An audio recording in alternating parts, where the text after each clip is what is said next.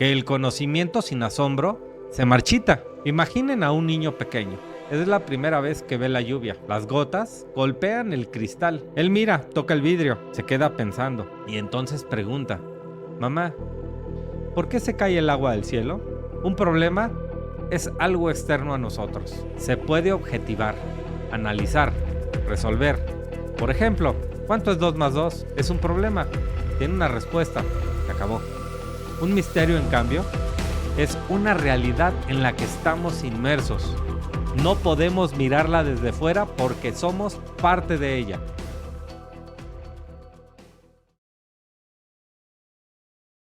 ¿De dónde vienen las estrellas?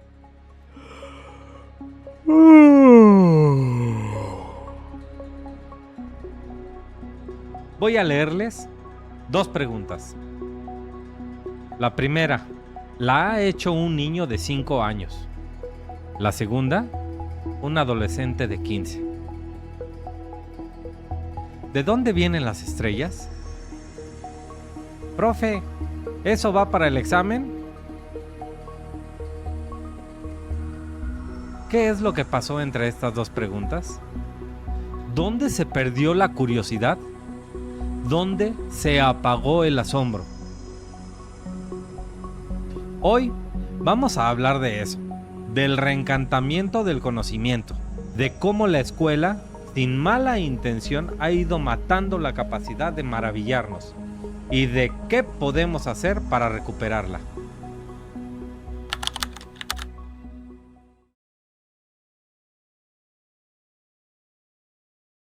Mi nombre es Roberto Dávila y esto es Anamnesis, un espacio para recordar lo que somos, para pensar en tiempos de ruido.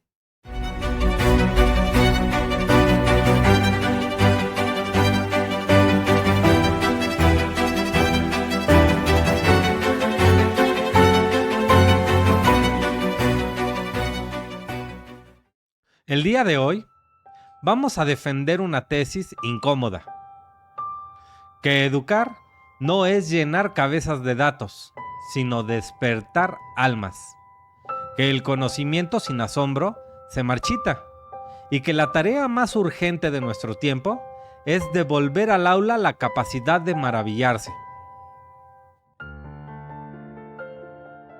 Antes de continuar, quiero invitarlos a recordar algo que hablamos en el programa anterior.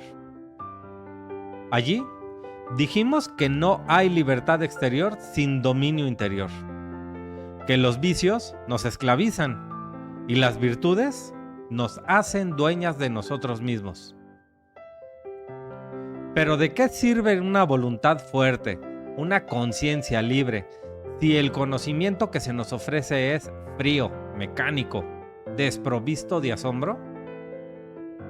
La libertad interior necesita un contenido que valga la pena, necesita un mundo que nos interpele, que nos maraville. Por eso, si te interrumpiste a mitad del programa anterior o quieres verlo completo, te invito a buscarlo en el canal. Solo da clic en el enlace que te muestro en pantalla. Te prometo que entenderás por qué la lucha contra los vicios empieza por redescubrir la belleza del saber. Y ahora sí, vayamos al corazón del reencantamiento.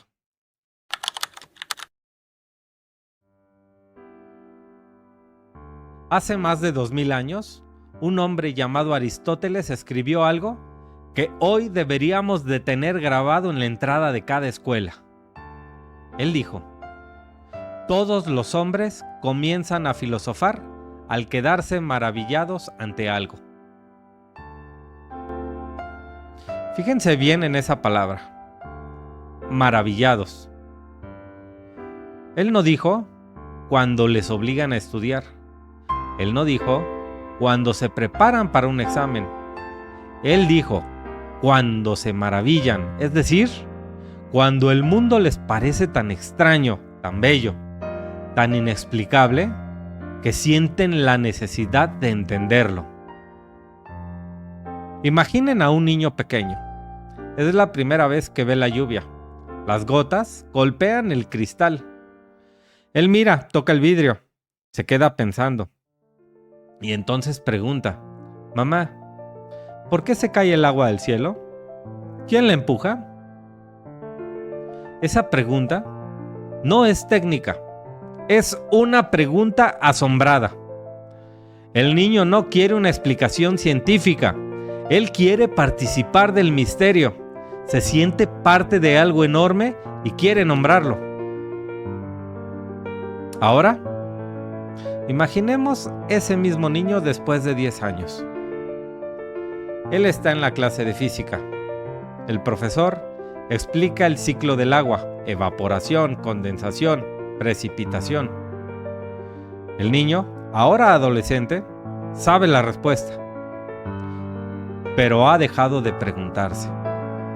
De hecho, lo más probable es que esté mirando el reloj, esperando el timbre o deslizando el dedo por el móvil. ¿Qué es lo que pasó? El sistema educativo no le enseñó que el asombro era importante. Le enseñó que lo importante era la respuesta correcta. Y en ese cambio se perdió algo fundamental: el motor del conocimiento. Por eso, nuestra línea narrativa de hoy es tan clara. Sin asombro, el conocimiento se marchita. No se extingue del todo, pero se vuelve pálido, aburrido, instrumental.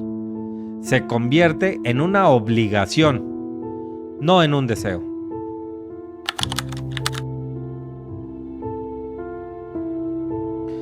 No vamos a culpar a los profesores. La mayoría hace lo que puede con lo que tiene. El problema es el sistema, la lógica que lo atraviesa. Hay un pedagogo brasileño, Paulo Freire, que estudió esto a fondo y ya lo hemos visto en programas anteriores. Él llamó a la educación tradicional la concepción bancaria del saber. ¿Pero qué significa eso? Imaginen un banco. Ustedes llegan, depositan dinero, el banco lo guarda, luego ustedes retiran lo mismo que depositaron. No hay crecimiento, no hay transformación, solo se almacena. Pues la educación bancaria funciona igual. El profesor deposita conocimiento en la cabeza del alumno. El alumno almacena y luego en el examen lo devuelve tal cual. No lo cuestiona, no lo transforma, no se lo apropia. Imaginen a un profesor que explica la Revolución Mexicana. Fechas, personajes, batallas. Los alumnos toman apuntes. En el examen preguntan: ¿en qué año comenzó la Revolución Mexicana? El alumno que memorizó responde: 1910. Fin. Pero, ¿alguien preguntó por qué estalló realmente? ¿Qué sentía la gente? ¿Y si hubiera pasado lo contrario? No hubo tiempo. Había que cubrir el temario. Ese alumno aprendió una fecha, pero no aprendió a preguntarse por la injusticia, por el poder, por la memoria colectiva. El conocimiento se marchitó porque nadie lo regó con asombro. Y aquí entra otro factor: la velocidad. Hoy estamos acostumbrados a consumir información en ráfagas. Un video de 15 segundos, otro y otro más. Al final de la hora, no recordamos casi nada. Hemos consumido, pero no hemos aprendido. Hemos pasado el dedo, pero no hemos mirado. El asombro necesita tiempo. Necesita una mirada larga. Demorarse en un objeto, en una pregunta, en una duda. La velocidad es enemiga del asombro. Y la escuela de hoy, presionada por cumplir currículos y preparar para exámenes estandarizados, ha adoptado la velocidad como su principal métrica. Si el problema es que hemos perdido el asombro, la solución es reencantar el conocimiento. ¿Pero qué significa eso? Vamos a recurrir a dos pensadores que iluminan el camino. El primero es Gaston Bachelard, un filósofo francés que escribió sobre la imaginación y la poesía. Bachelard decía que el conocimiento no es solo razón, es también ensoñación. ¿Se acuerdan cuando eran niños y miraban las nubes y veían formas de animales? Eso es ensoñación. No es una tontería infantil, es la capacidad de asombrarse, de establecer conexiones inesperadas, de ver belleza donde otros solo ven datos. Mucha gente cree que las ciencias y las artes están separadas. Cree que las matemáticas son frías y la poesía es cálida. Pero un científico que descubre la estructura de una molécula puede sentir la misma emoción que un poeta al escribir un verso. La admiración por la belleza de la realidad es la misma. La diferencia es el lenguaje. Bachelard nos invita a conocer con la sensibilidad, a dejar que la realidad nos asombre, no solo nos explique. Una ecuación de la física puede ser tan bella como un soneto si aprendemos a mirarla con admiración. Imaginen una clase de biología. El profesor podría limitarse a explicar la fotosíntesis con un diagrama. Y está bien, es correcto, pero se pierde algo.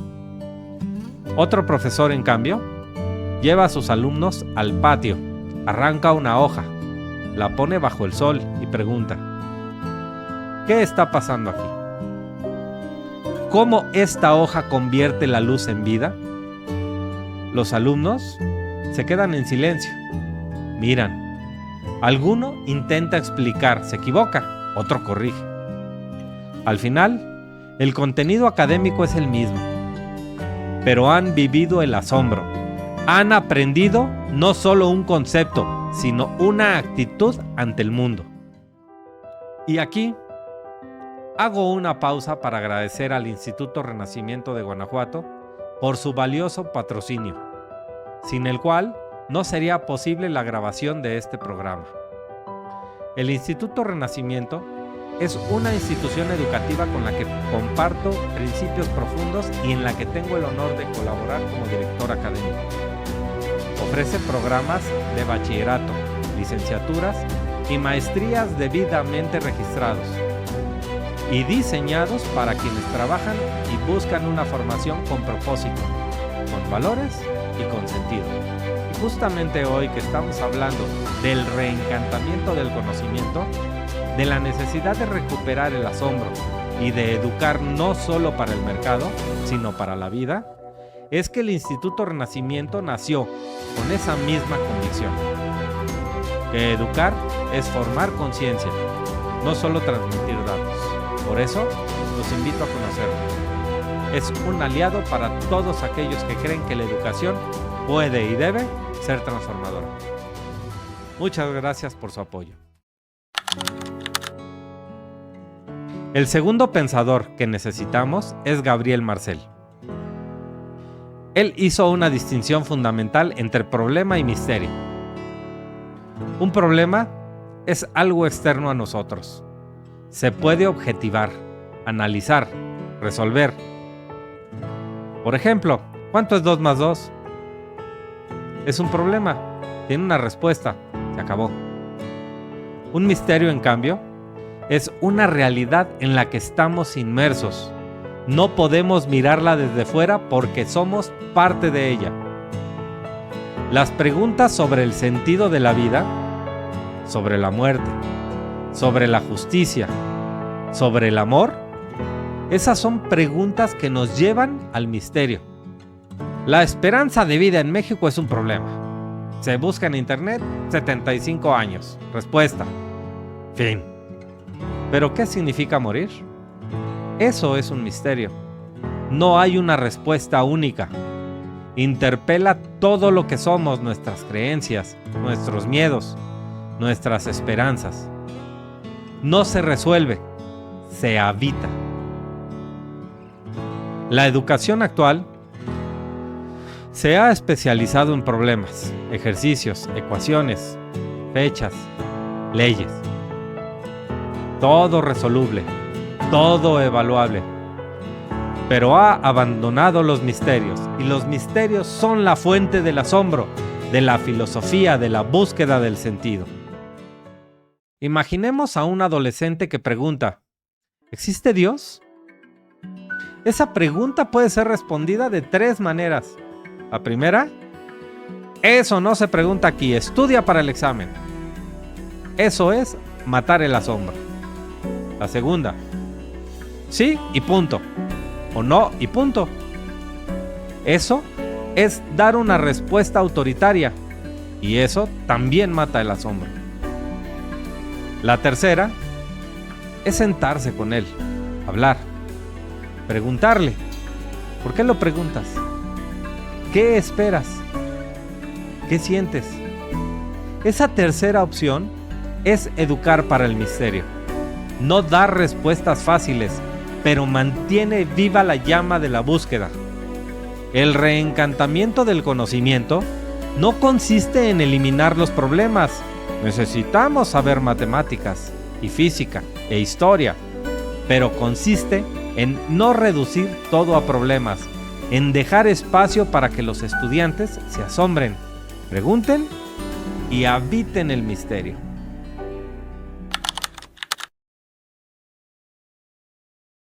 Entonces, ¿qué puede hacer un educador y un padre y un adulto? ¿Alguien que acompaña a un joven para reencantarle el conocimiento? No necesitan ser filósofos. Necesitan cambiar una cosa: su rol. Primero, menos respuestas y más preguntas. No digo que no se enseñen contenidos. Digo que antes de dar la respuesta, dediquen tiempo a que los estudiantes formulen sus propias hipótesis, sus dudas, sus curiosidades. Un buen profesor no es el que lo sabe todo, sino el que hace que sus alumnos quieran saber. Conocí a un profesor de filosofía en el bachillerato. Cada vez que un alumno le preguntaba algo, él no respondía. Respondía con otra pregunta: ¿qué es lo que crees tú? ¿Por qué te parece importante? ¿Qué has leído al respecto? Al principio nos desesperaba. Después, entendimos que nos estaba enseñando a buscar, no a recibir. Segundo, menos cantidad y más profundidad. Es mejor cubrir menos temas, pero explicarlos con detenimiento, con preguntas, con asombro, que pasar de puntillas por una lista interminable de contenidos. Tercero, integrar. Mostrar que la ciencia y el arte, las matemáticas y la poesía no son mundos separados. Son diferentes ventanas para mirar la misma realidad. Cuando un estudiante descubre que la proporción áurea está en una concha de caracol y también está en una catedral gótica, algo se ilumina en su cabeza. Cuarto, restaurar el valor del error. En el sistema actual, el error es un fracaso, una mancha en el expediente. Pero el error es, sobre todo, una parada en el camino, un momento para preguntarse: ¿por qué me equivoqué? ¿Y qué aprendo de esto? Sin error no hay investigación. Sin investigación, tampoco hay asombro.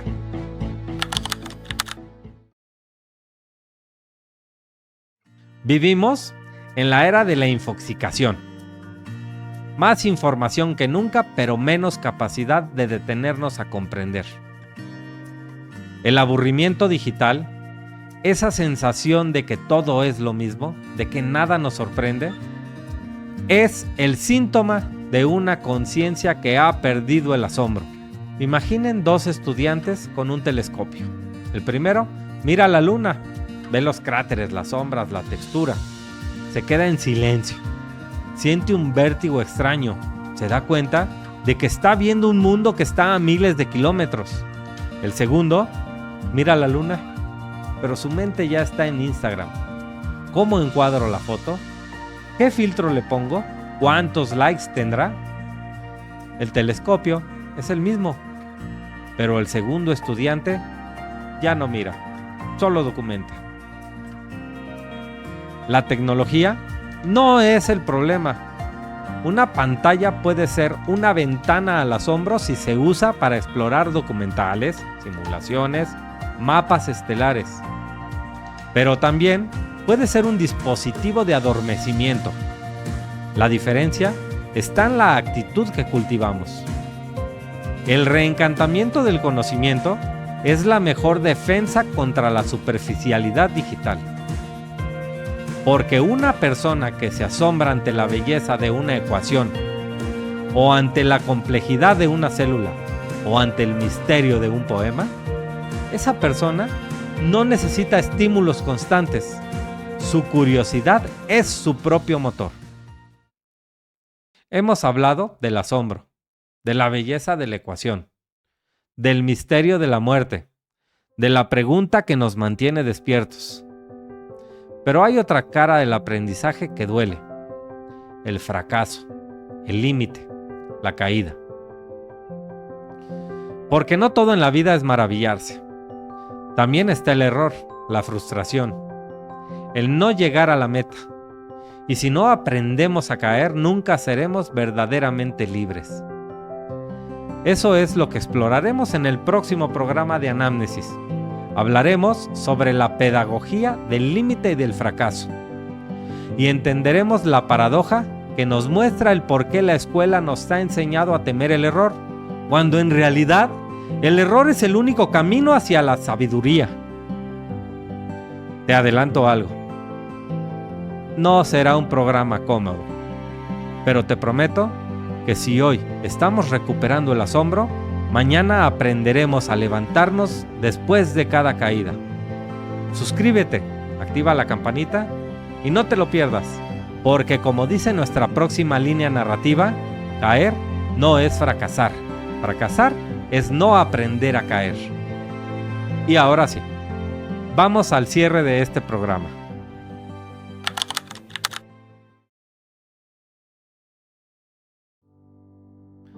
Volvamos a las dos preguntas que hicimos al principio. El niño que preguntaba por las estrellas. El adolescente que pregunta si entra en el examen. ¿Están condenados a ser dos personas distintas? ¿No podemos ser a la vez capaces de asombrarnos y de aprender? Claro que podemos. No hay contradicción. La educación no tiene que elegir entre el asombro y el rigor. El rigor sin asombro es vacío. El asombro sin rigor es ingenuo. La educación verdadera los integra. Les propongo un ejercicio para esta semana. No lleva mucho tiempo. Elijan un objeto cotidiano, una piedra, una hoja, una taza, una fotografía antigua. Siéntense con él en silencio, sin móvil, sin distracciones, durante 10 minutos. Mírenlo como si fuera la primera vez que lo vemos. Pregúntense, ¿qué veo que nunca había visto? ¿Qué misterio hay aquí? ¿Qué me asombra? No esperen respuestas, solo miren. El asombro volverá. No porque el objeto sea extraordinario, sino porque ustedes habrán recuperado la capacidad de detenerse. Si este video te ha recordado lo importante que es preguntarse, compártelo. Hay muchas personas atrapadas en respuestas que nunca pidieron. Déjanos un comentario. ¿Cuándo fue la última vez que sentiste verdadero asombro? ¿Qué te gustaría volver a mirar con ojos nuevos? El like ayuda a que este mensaje llegue lejos. Pero lo que de verdad importa es que tú, aquí y ahora, recuperes tu curiosidad. Yo soy Roberto Dávila y esto es Anamnesis. Gracias por pensar conmigo. Gracias por asombrarte conmigo. Nos vemos en el próximo programa. Y recuerda, la mejor pregunta no es la que tiene respuesta. La mejor pregunta es la que te mantiene despierto.